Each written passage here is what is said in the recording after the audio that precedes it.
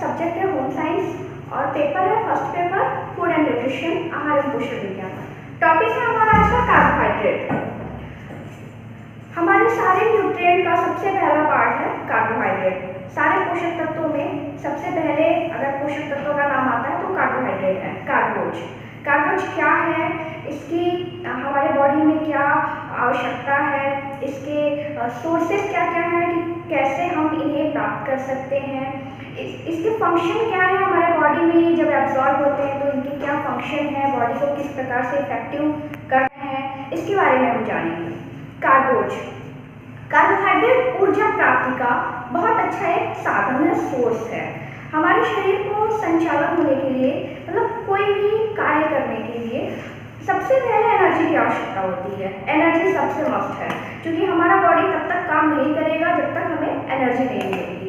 ठीक है, मशीन की तरह, जैसे मशीन को जब तक फ्यूल नहीं मिलता है तब तक वो काम नहीं करता है, जैसे ही फ्यूल मिलना शुरू हो जाता है वो अपना काम करना शुरू कर देता है। वैसे ह्यूमन बॉडी भी है, जब तक एनर्जी मिलती रहेगी तब तक ह्यूमन बॉडी एकदम अच्छे से काम करेगी। अगर नहीं मिलेगी तो धीरे धीरे कम होते होते रुक जाएगी, मतलब एक तरह से हमारा शरीर खत्म हो जाएगा, क्योंकि इधर नहीं मिलेगा, ऊर्जा नहीं मिलेगी तो शरीर का संचालन नहीं होगा। तो कार्बोहाइड्रेट ऊर्जा का बहुत अच्छा एक साधन है। हमारे भारत में ही नहीं बल्कि पूरे विश्व में ऊर्जा प्राप्ति के लिए ज़्यादातर लोग कार्बोहाइड्रेट का सेवन करते हैं। कार्बोहाइड्रेट से हमें ऊर्जा मिलती है, शरीर का संचालन कार्बोहाइड्रेट से हो रहा है। अगर कार्बोहाइड्रेट की बात करें, अगर 1 ग्राम कार्बोहाइड्रेट हम सेवन कर रहे हैं, अगर 1 ग्राम हम कार्बोहाइड्रेट सेवन कर रहे हैं तो इससे हमें 4.2 किलो कैलोरी ऊर्जा हमें मिल रही है। क्योंकि ऊर्जा का मापक कैलोरी होता है, तो अगर हम 1 ग्राम कार्बोहाइड्रेट का सेवन कर रहे हैं तो 4.2 किलो कैलोरी हमें ऊर्जा मिल रही है। यानी आप देख सकते हैं कि कितनी ज़्यादा हमें कार्बोहाइड्रेट से ऊर्जा मिल रही है।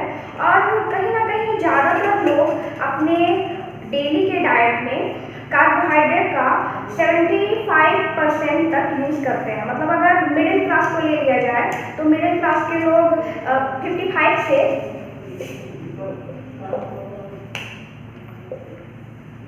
65% एनर्जी कार्बोहाइड्रेट से ले रहा है, क्योंकि ऊर्जा प्राप्ति का स्रोत इसके अलावा भी है, जैसे फैट हो गया, प्रोटीन से भी हमें ऊर्जा मिल रही है, लेकिन सबसे अच्छा सोर्स कोई है तो कार्बोहाइड्रेट है।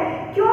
क्योंकि ये बहुत इजीली मिल जाता है, बहुत महंगे दामों पर नहीं मिलता और विश्व के हर जगह कार्बोहाइड्रेट मिल जा रहा है। क्यों? क्योंकि ये ज़्यादातर अनाजों से प्राप्त हो रहे हैं, फलों से प्राप्त हो रहे हैं, सब्जियों से प्राप्त हो रहे हैं, तो बहुत आसानी से मिल जाता है। इसलिए ज़्यादातर लोग ऊर्जा के सेवन के लिए ऊर्जा की प्राप्ति के लिए कार्बोहाइड्रेट का सेवन कर रहे हैं। अब आते हैं कार्बोज का वर्गीकरण। कार्बोज को किस भागों में बांटा गया है?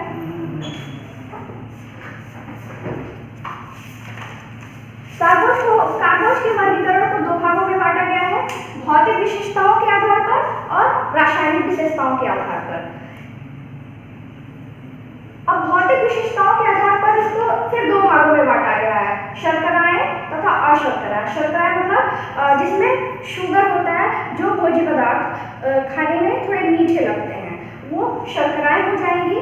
जो भोज्य पदार्थ खाने में मीठे नहीं लगते हैं वो अशर्कराएं हो जाएंगी। मीठे में जैसे गुड़ हो गया, चीनी हो गया, इसके बाद फल हो गए, तो ये थोड़े मीठे होते हैं। अशर्कराएं में अनाज हो गए, जैसे चावल, गेहूँ, बाजरा, जौ, तो इसमें भी कार्बोहाइड्रेट है, उसमें भी कार्बोहाइड्रेट है, लेकिन वो स्वाद में मीठे होते हैं और ये स्वाद में मीठे नहीं होते हैं। अब रासायनिक विशेषताओं के आधार पर इसको 3 भागों में बांटा गया है, मोनोसैकेराइड, डाइसैकेराइड और पॉलीसैकेराइड। ये रासायनिक विशेषताओं के आधार पर इसका क्लासिफिकेशन है और ये भौतिक विशेषताओं के आधार पर इसका क्लासिफिकेशन है। अब मोनोसैकेराइड, डाइसैकेराइड और पॉलीसैकेराइड को भी अलग अलग भागों में बांटा गया है, जैसे लैक्टोज, फ्रुक्टोज, माल्टोज, इसके अलावा ग्लूकोज, ग्लाइकोजन, स्टार्च। तो ये इसके अंतर्गत भी बहुत सारे इसको अलग अलग भागों में बांटा गया है। ये तो हो गया इसका क्लासिफिकेशन। अब आते हैं कार्बोज प्राप्ति के साधन। क्या सोर्सेज हैं जिससे हम कार्बोज की प्राप्ति कर सकते हैं?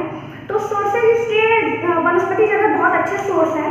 वनस्पति जगत में जितने तरह के अनाज होते हैं उन सारे अनाज में कार्बोहाइड्रेट पर्याप्त मात्रा में पाया जाता है, जैसे चावल, गेहूँ, बाजरा, रागी, जितने तरह के अनाज है सब में कार्बोहाइड्रेट प्रचुर मात्रा में पाया जाता है। इसके अलावा कुछ सब्जियां हो गए, जैसे जड़कंद वाली सब्जियां, आलू, गाजर, मूली, इन सब में भी कार्बोहाइड्रेट बहुत अच्छी मात्रा में पाया जाता है। इसके अलावा फल हो गए, जितने मीठे फल हैं जैसे सेब हो गया, केला हो गया, तो इन सारे फलों में भी कार्बोहाइड्रेट बहुत अच्छी मात्रा में पाया जाता है। अब आते हैं कार्बोहाइड्रेट के कार्य। फंक्शन क्या है कार्बोहाइड्रेट के? क्योंकि हर न्यूट्रिएंट के जितने पोषक तत्व हैं वो सिर्फ हम इसलिए ग्रहण नहीं करते हैं कि हमें स्वाद मिल रहा है, मतलब हम जो भी अपने डाइट में डेली ले रहे हैं सिर्फ हम स्वाद के लिए भोजन ग्रहण नहीं करते हैं, बल्कि स्वास्थ्य के लिए, अपनी हेल्थ के लिए उन सारे भोजन को हम ग्रहण करते हैं। जैसे भोजन ग्रहण कर रहे हैं तो कुछ लोग सोच रहे हैं बस जीने के लिए हम भोजन ग्रहण कर रहे हैं, बस जो मेरा काम है उसके लिए हम भोजन ग्रहण कर रहे हैं, तो ये गलत हो जाएगा। तो उससे हम अपने डाइट पे ध्यान नहीं देंगे, जो मिलेगा, जैसे मिलेगा, जितनी मात्रा में मिलेगा वो हम खाते जाएंगे, तो हमारे बॉडी के लिए बिल्कुल भी इफेक्टिव नहीं रहेगा। या तो हमारे शरीर में उसकी क्वांटिटी अधिक हो जाएगी या फिर क्वांटिटी कम हो जाएगी। अधिक हो जाएगी तब भी बैड इफेक्ट होगा, कम हो जाएगी तब भी बैड इफेक्ट होगा। क्योंकि जो भी हम अपने डाइट में ग्रहण कर रहे हैं, जो भी हम खा रहे हैं अपने डेली के डाइट में, उन डेली के डाइट में हमारे 7 प्रकार के पोषक तत्व, न्यूट्रिएंट ही उसमें रहेंगे, जैसे carbohydrate, protein, fat, minerals, vitamin, surface और जल। तो ये सारे ही हमारे डेली के डाइट में रहेंगे। तो डेली के डाइट में भले ही हम अलग अलग तरह के फूड ले रहे हैं अपने डाइट में, लेकिन कहीं ना कहीं न्यूट्रिएंट तो वही सारे घूम फिर के आ रहे हैं। तो सिर्फ भोजन ग्रहण करना अपनी भूख शांत करने के लिए, अपनी इच्छा की पूर्ति के लिए, ये बिल्कुल भी सही नहीं होगा, बल्कि हमें अपना हेल्थ भी ध्यान में रखना है। और फूड एंड न्यूट्रिशन में आपको हेल्थ के बारे में ही बताता है कि आप अपने टेस्ट के साथ साथ हेल्थ को भी कैसे मेंटेन करके रखें अपनी बॉडी वेट के अकॉर्डिंग, अपनी जो आपकी कार्य क्षमता है उसके अकॉर्डिंग, जो आपका लिंग है उसके अकॉर्डिंग। तो इन सारी चीज़ों को ध्यान में रखकर जब हम डाइट अपना प्लानिंग करेंगे तो वो हमारे लिए बहुत ही इफेक्टिव होगा, हमारा बॉडी बहुत ही हेल्दी रहेगा। अब आते हैं इसके फंक्शन पे। क्या फंक्शन है? शरीर को ऊर्जा प्रदान करना। सबसे इम्पॉर्टेंट इसका कार्बोहाइड्रेट का काम है शरीर को ऊर्जा प्रदान करना। क्योंकि ऊर्जा अगर नहीं मिलेगी तो हमारे शरीर में किसी प्रकार का कार्य नहीं होगा। जैसे अगर हम सो रहे हैं, चल रहे हैं, खड़े हैं, जो भी काम कर रहे हैं, उसके लिए हमें एनर्जी की जरूरत है, और एनर्जी हमें मिल रहा है कार्बोहाइड्रेट से। अगर हमारे शरीर में एनर्जी कम हो जा रही है तो कहीं ना कहीं उसका इफेक्ट धीरे धीरे हमारे बॉडी में दिखने को मिलेगा। जैसे हम जो हमारी एक्टिविटी है, जो हम डेली अपने काम को अपने एज के अकॉर्डिंग कर रहे हैं, अगर उसमें कमी आ जा रही है तो कहीं ना कहीं हमारे शरीर में ऊर्जा की कमी है। और यही ऊर्जा की कमी अगर लगातार बनी हुई है, हमेशा से हमारे शरीर में ऊर्जा नहीं मिल रही है हमारे बॉडी के अकॉर्डिंग, तो धीरे धीरे क्या हो जाएगा, हम कुपोषण के शिकार हो जाएंगे, मैल न्यूट्रिएंट के शिकार हो जाएंगे। तो ये बहुत इंपॉर्टेंट है, जो हमारा बॉडी वेट है, हमारी जो एज है, जो लिंग है, जिस एटमॉस्फेयर में हम रह रहे हैं, उसके अकॉर्डिंग हमारे बॉडी को ऊर्जा मिलनी चाहिए। अगर ऊर्जा नहीं मिलेगी तो कहीं ना कहीं धीरे धीरे हम कमजोर हो जाएंगे, और वो कमजोरी हमारे शरीर को कुपोषित कर देगा, मैल न्यूट्रिएंट कर देगा। फिर है अगला प्रोटीन की बचत। अब प्रोटीन का भी काम है ऊर्जा प्रदान करना, लेकिन सेकेंड स्टेज पे। फर्स्ट स्टेज पे इसका काम है, ये शरीर की आधारशिला कही गई है। प्रोटीन का जो काम है वो शरीर का आधारशिला, इसको संज्ञा दिया गया है। मतलब ये है कि प्रोटीन निर्माण का काम कर रहा है। तो निर्माण का काम कर रहा है, पहला इसका काम है निर्माण का काम कर रहा है। सेकेंड इसका काम है बॉडी को एनर्जी दे रही है। कब दे रही है? जब हमारे शरीर में कार्बोहाइड्रेट से एनर्जी नहीं मिल रही है।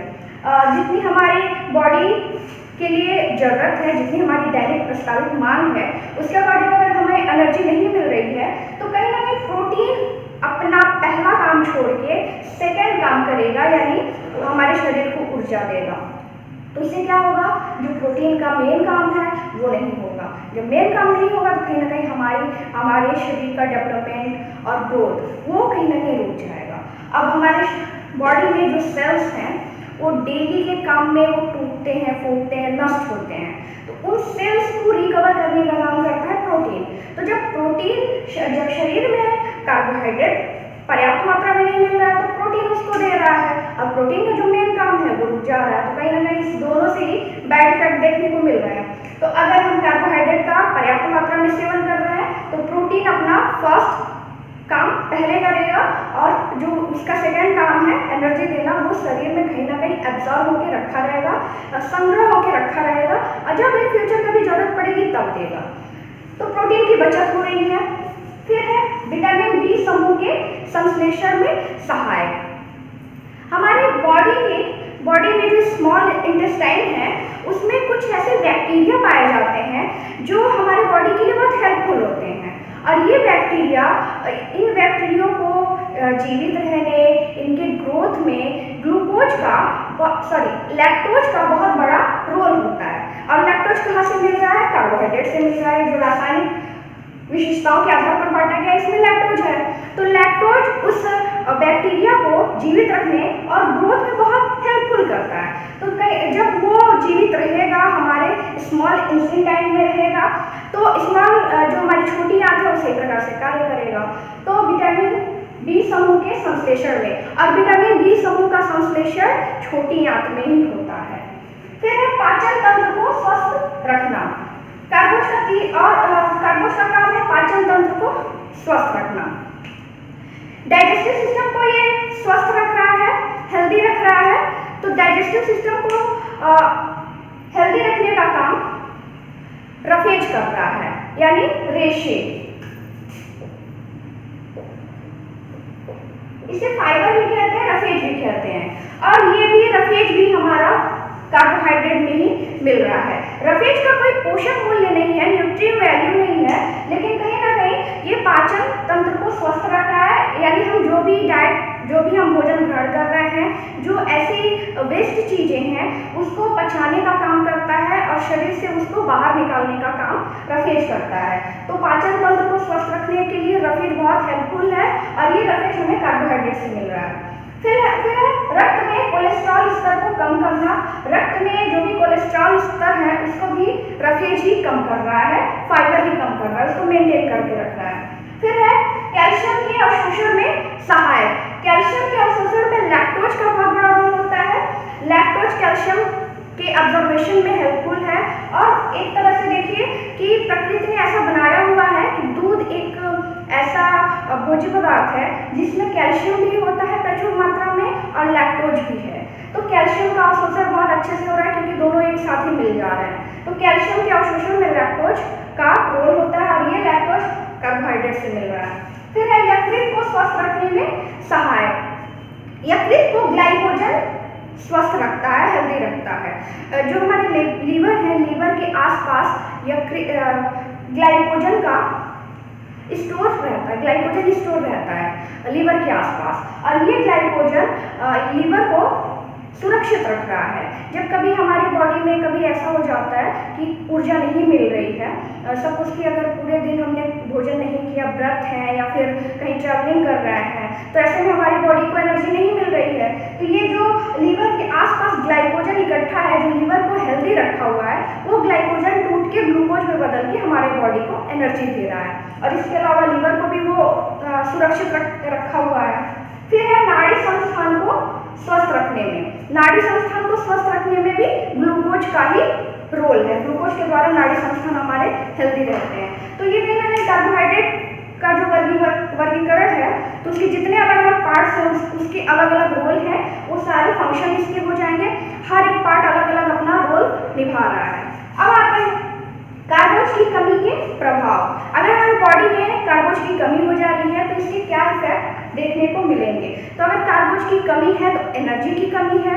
एनर्जी की कमी रहेगी तो जाहिर सी बात है धीरे धीरे वजन कम होगा। सबसे पहले तो यही इफेक्ट देखने को मिलेगा कि जो हमारी उम्र है उसके हिसाब से हमारा वजन सही नहीं है, धीरे धीरे कम हो रहा है। और जब वजन कम होगा तो थकावट होगी, कमजोरी महसूस होगा, चक्कर आएगा, घबराहट होगी, थोड़ी बहुत काम में ही बहुत ज़्यादा मतलब ऐसा लगेगा कि थोड़े बहुत काम में ही चक्कर आ रहा है, काम करने में पहले जैसे क्रियाशील नहीं है हमारा बॉडी। इसके अलावा जब लगातार ये बना रहेगा तो हम कुपोषण के शिकार हो सकते हैं, मैलन्यूट्रिएंट के शिकार हो सकते हैं, क्योंकि लगातार एनर्जी कम बनी हुई है। इससे कुपोषण के लक्षण प्रकट होते हैं। जो हमारी बॉडी बॉडी जिस हिसाब से काम करनी चाहिए उस हिसाब से काम नहीं करेगी। तो ये कमी के प्रभाव हो गए। अगर बॉडी में कार्बोहाइड्रेट की कमी है, एनर्जी की कमी है, तो इससे पहले ये प्रभाव देखने को मिलेंगे। और अगर हमारे शरीर में कार्बोहाइड्रेट अधिक हो जा रहा है तो इसके क्या प्रभाव देखने को मिलेंगे, इसका क्या इफेक्ट होगा।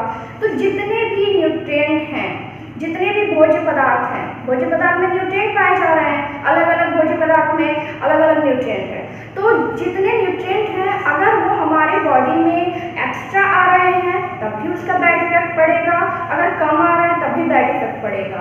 इसीलिए जानना बहुत जरूरी है कि हमारे बॉडी की मांग क्या है, कितनी उसको जरूरत है न्यूट्रिएंट की। उस हिसाब से जब हम अपना डाइट मेंटेन करेंगे तो ना अधिक रहेगा ना कम रहेगा, तो हम किसी बैड इफेक्ट के शिकार नहीं होंगे, ना हमारे शरीर में किसी प्रकार की रोग होगी, ना किसी न्यूट्रिएंट की कमी होगी।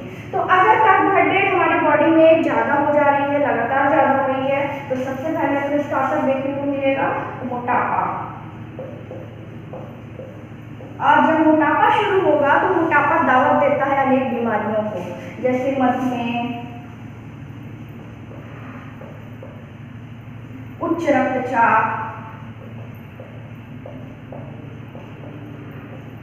हृदय रोग, गुर्दे से संबंधित रोग। तो कई जगह जब हमारे बॉडी में कार्बोहाइड्रेट अधिक हो जा रही है तो मोटापा हो रहा है, और जैसे ही मोटापा हो रहा है तो बहुत सारी बीमारियां उसके साथ साथ आने लगती हैं, तो इसका बैड इफेक्ट देखने को मिलेगा। ये था हमारा कार्बोहाइड्रेट। कार्बोहाइड्रेट के सोर्सेस बहुत इजीली कहीं भी मिल सकते हैं। इसका क्लासिफिकेशन था भौतिक विशेषताओं के आधार पर, रासायनिक विशेषताओं के आधार पर, और इसकी कमी से क्या इफेक्ट पड़ रहा है, इसकी अधिकता से क्या इफेक्ट पड़ रहा है आपको पता चल गया है।